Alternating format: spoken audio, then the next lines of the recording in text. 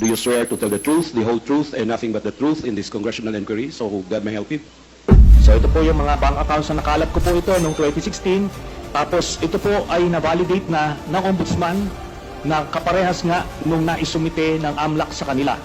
Kaya kumpiyansa po tayo sa provenance nitong dokumentong ito. Next slide. Ito po yung mga iba't ibang mga pumasok na pagkapirahan kay accounts ni Duterte. So ang total po ng mga credits na pumasok ay 2.4 billion. No?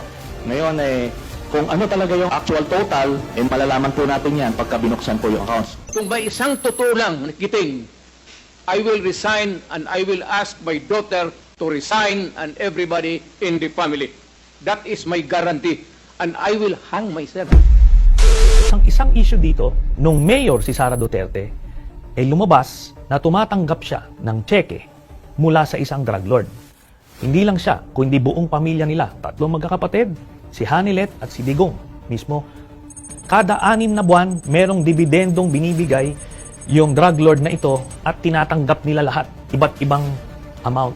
So, nakita yan dun sa mga dokumento na nakalap natin at lalabas yan. Kukumpirmahin yan eventually ng bangko mismo. Ang pagkakamali po ni Mr. Duterte nung nagtatago siya ng pagkapirahan ay ginawa niyang joint account yung kanyang anak na si Vice President Sara Duterte. Kaya ito po ay alam po naman natin na exempted sa bank secrecy law ang impeachment. So lalabas po yan lahat. Ito pong mga transactions na ito kay Vice President Sara, meron po kay Duterte, meron po kay Baste, meron kay Pulong Duterte, at meron po kay Hanilet Abansenya. Ito pong mga ito ay mga manager's checks under their name na ang origin po ng account ay yung isa dun sa mga drug lords na minention ni Las Cañas na si Sammy Uy. Siguro noong mga panahon na yan, 2011 to 2013, medyo kumpiyansa sila sa kanilang mga gawain, kaya may physical na checks, no? Pero after that, ang mga deposito diretso na sa account, so wala nang paper trail. Pero makikita natin dito yung pattern po, Mr. Chairman. Nagdidibidendo yung drug lord dun sa pamilya nila Duterte tuwing October at April, no? Kaya sunod-sunod po yan. And by the way, makikita po natin si Vice President Sara, meron po siyang 2 checking in-encash dyan under her name, manager's checks. Tapos ito po ay while she was mayor, no? Simulat sa pool, talagang iniiwasan niya tong issue na to.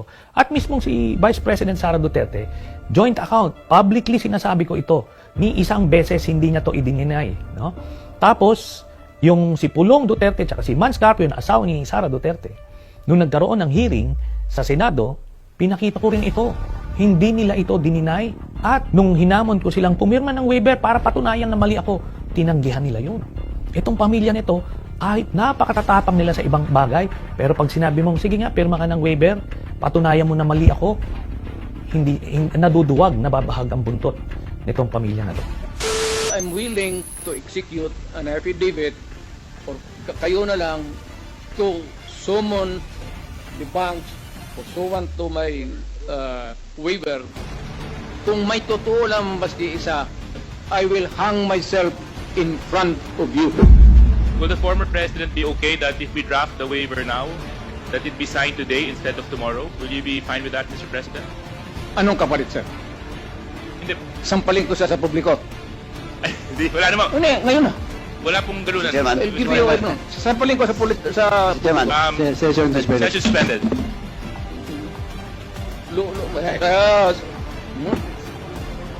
Ngayon, yung sasabihin niya, sasampalin daw ako, pipirma siya ng waiver. Sige po, pwede, papayag ako, sampalin niyo ako, pero pirma muna kayo sa waiver. Ilang taon na to? 9 years na ito. Kaya nga sabi ko, makikita ng taong bayan, lalo na dito sa article 4, yung na ang Duterte family ay corrupt at tumatanggap sa drug lord. Kaya itong drug lord na ito, konektado ito kay Michael Yang, kaya nung presidente na si Duterte, yung mga karibal nila na mga drug pusher, drug dealer, pinagpapatay para masolo ni Duterte at ni Michael Yang yung pagpasok at pagbenta ng illegal na droga sa Pilipinas. Discovery namin yung proteksyon na ibinigay ni Pangulong Duterte sa dalawang drug personalities, ito si Michael Yang at si Alan Lee. Sa tingin ko po, yan yung pinakamalaking accomplishment ko. Kaya lang nga po is nalagasan ako ng dalawang kasama ko. Si Captain Perote po, binukod sa Bacolod noong April 19, 2019, at si Retired Master Sergeant Jerry Liwanag, pinataypos noong February 24, 2021. Sa tingin nyo, bakit po ba o sino po ba ang may kagagawan ng pagkamatay ng inyong mga kasamahan sa anti-illegal drug campaign? Wala pong iba kundi yung dating Pangulong Duterte. Dahil gusto nila kaming patahimikin dahil doon sa na-discovery namin na involvement ni Michael Yang sa ni Alan Lim. Actually, pinasawan po nila ako eh. Meron po akong warrant of arrest kaya nagtatago ako at meron po nakapatong sa akin na 10 o 15 million para po mapatay nila ako. Kung totoo yung sinasabi ni Sonny Trillanes na merong mga hundreds of millions sa iyong bank account na galing sa drug lord, galing sa Pogo Lord, at iba pang mga lords. Yan yung posibleng lumabas dyan sa issue na yan. Kaya ayaw na ayaw ng iba na mabuksan o matuloy yung impeachment dahil pwedeng i-lift ang bank secrecy laws. Papatay doon sa salin mismo, deklarasyon mismo ni BP Sara sa kanyang mga salin mula nung siya pa ay mayor ng Davao. Ang laki-laki ng mga halagang nakalagay doon na dinideclare niya bilang kanyang pag-aari. Pag kinumpara mo doon sa kanyang sweldo, ang tanong, paano ka nakakuha ng ganito kalaking na halagang ari-arian, bahay, lupa, sasakyan, kung ito lang ang sweldo mo? Saan ang galing yan? Yan ang kailangan niyang paliwan. Kaya I'm almost sure na merong link sa mga Pogo Lords dahil sila ang nagpapasok. Parang kabuti na nagsulputan all over the place. Yun ang naiintindihan ng tao. Hindi nila maintindihan yung threat. Sabihin nila, ay nako, kunya-kunyari lang yung threat na yan. Pero ang maiintindihan ng tao, ang bayan, pag nanakaw, pag darambong, pera nyo yan. Pera na hindi pumunta sa mga eskwelahan. Pera na hindi pumunta sa mga pagkain ng taong bayan. These are naiintindihan nila. At saan ka makakakuha ng ganon kalaki na negosyo o na unexplained wealth? Di imbestigahin nila. Pogo ba yan? Drug money ba yan? What is the source of your income? Bilang public official, napakahalaga na dapat nga frugal lifestyle ka di ba? Bilang public official, yung halimbawa ng simpleng pamumuhay, which President Duterte tried to project, kaya nga meron siyang mga pictures ng Colombo, di ba?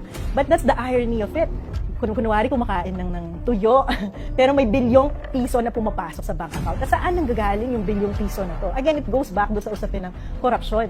Di ba? Kung paano mo naggamit yung posisyon mo sa gobyerno, yung kapangyarihan mo para mag-accumulate ng mga ganitong kalaking ari-arian at pera na pang sariling ginagamit. So, malaking issue to sa taong bayan kasi hirap na tayo di ba?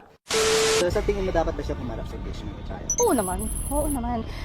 The only reason ba't siya haharap, bakit may tinatago ba? Kung wala naman, always harapin niya. Kasi the only way na i-delay niya, probably kung may tinatago bang mga yaman na dapat hindi makita, di ba? Pero kung wala naman, malinis ang konsensya mo, by all means, go through it. Kung mapapatunayan pong may pagkakasala siya, dapat po talaga niyang panagutan. Pangit po yung pinapakita niyang pag-uugali. Hindi dapat tularan ng mamamayan. Even na may position pa rin po siya kahit wala siyang ginagawa, parang yung sweldo niya na instead na pupunta sa kanya, dapat mas mapunta sa mas deserving po na dun sa position na yon. Dapat na-impeach na siya kasi ang daming nangyayari na nawawalan nga ng pondo. Tapos ngayon, gaya po sinabi ko kanina na ang daming nababawasan ng pondo. So, it's better na ma-account siya for all the wrongdoings na ginawa niya po. And kasi pag hinayaan lang po natin siya right now, parang kasi lang ng mga other na tatakbo lang ulit sa positions nila. Kasi, ay, wala naman palang pakito.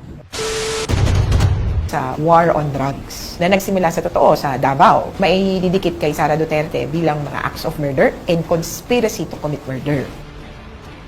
Sa testimonya ni Arturo Las Cañas, meron siyang sinasabi pa nga na suggestion ni Sara Duterte. Dito maipapakita na talagang nagkaroon siya ng papel dito sa DDS or nagkaroon siya ng leadership role. Nagulat na lang po ako na nandun na yung mga pulis, nakatutok na po sa amin yung mga baril nila. Tapos yung isang anak ko, nagmamakawa, inihila yung mga pulis. Kasi yung time na yun, nakatutok yung baril sa ulo ng asawa ko. Yung time na yun, yung pagkamatay nila, nangako ko sa magama ko na paglalaban ko sila.